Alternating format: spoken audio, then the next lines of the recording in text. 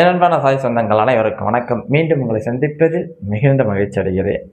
வருகின்ற குரு பூர்ணிமா ஜூலை 29 புதன்கிழமை குரு பூர்ணிமா நடைபெறுகிறது. இந்த குரு பூர்ணிமா அன்று சாய் பக்தர்கள் கண்டிப்பாக இதை செய்யுங்க. உங்கள் வாழ்க்கையில் அடுத்த குரு பூர்ணிமாக்குள்ளே உங்கள் பிரார்த்தனை நிறைவேறும். ஏன்னா குருவுக்கு இந்த எல்லா பௌர்ணமியும் வருது. ஆனால் இந்த குரு பூர்ணிமா அன்று வருகின்ற பௌர்ணமி மிக சிறப்பான நாள். குருவுக்கு நாம் செய்கின்ற மிகப்பெரிய அந்த மரியாதை அது.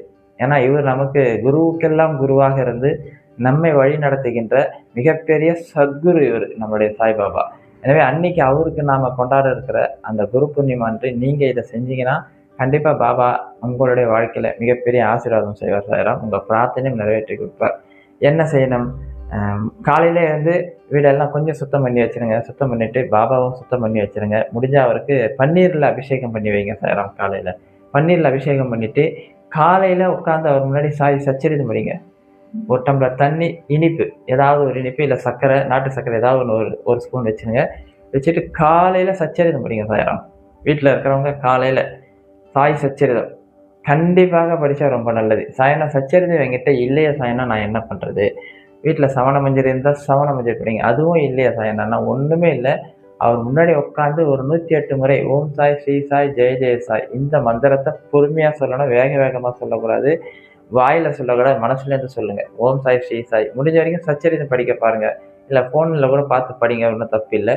ஆனால் சாய் சச்சரிதம் அன்றைக்கி படித்தா ரொம்ப நல்லது.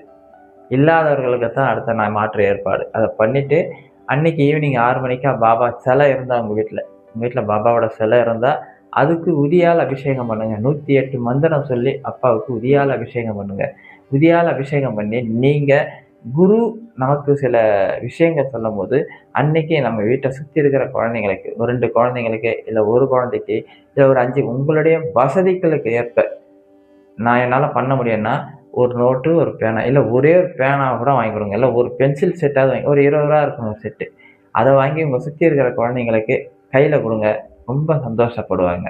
ஏன்னா குரு நமக்கு பாடத்தை சொல்லிக் கொடுப்பார். வாழ்க்கை என்னும் பாடத்தை நாம் எப்படி கடந்து போகணும், எப்படி அதை நடத்தணுங்கிறத குரு நமக்கு பாடம் எடுக்கிறார்.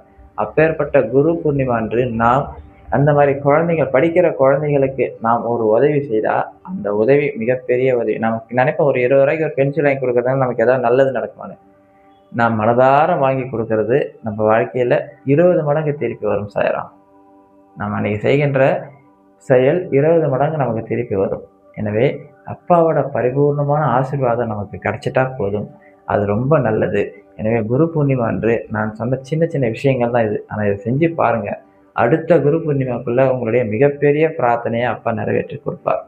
நாம் நினைப்போம்ல இந்த பிரார்த்தனை நடக்குமா நடக்காதுன்னு. அப்பேற்பட்ட மிகப்பெரிய பிரார்த்தனையை கூட அடுத்த குரு பூர்ணிமாக்குள்ளே நடத்தி கொடுப்பார் அப்பா.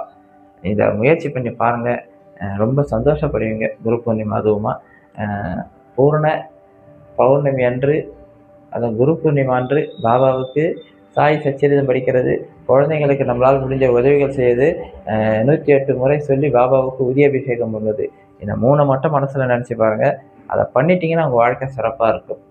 ரொம்ப எளிமையான விஷயந்தான். இதை செஞ்சு பாருங்கள். உங்கள் வாழ்க்கை அப்பா மாற்றி காட்டுவார். நம்முடைய ஸ்ரீ துவாரகமை ஆலயத்திலிருந்து பாபாவோட ஆசீர்வாதம் உங்களுக்கு கிடைக்கணும்னு சொல்லி நாங்களும் பிரார்த்தனை பண்ணுறோம். நம்மளோட ஸ்ரீ துவாரகமை ஆலயத்திலும் அன்று மாலை 6 மணிக்கு விசேஷ பூஜைகள் இருக்கிறது. நீங்களும் அந்த கூட்டு பிரார்த்தனையில் கலந்துக்கங்க. சாய்ராம். ஓம் சாய்ராம்.